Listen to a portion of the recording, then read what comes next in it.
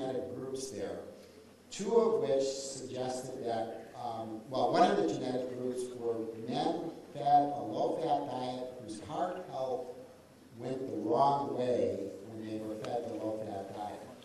So in the United States, of course, it's almost gospel that you should eat low-fat, and yet there's a genetic subgroup that will be harmed by that.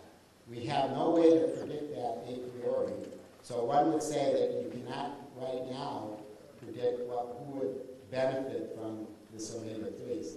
What I would suggest, though, is that we have to start collecting the DNA from everybody in our studies, to do a whole genome scan, and then also the candidate genes. And we have to resequence those candidate genes because we don't know the allele frequencies in many populations, so that we can start correlating the response to the diet with the genes involved in the pathway, that's the candidate gene resequencing, but also the whole genome scan, because we have to start addressing epistatic interactions.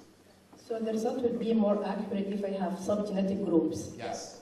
Okay. But also you have to start categorizing those groups in terms of response. And it's actually not that difficult. I think if you did it and then asked the question, do I have a responder versus a non-responder? Or somebody who really responds well to my treatment and individuals who respond less well, then we could start looking at those physiological extremes within one population and ask what's the genetic difference between them. So I think the strategy is not that difficult, but typically we only think about the clinical outcome and not the genetic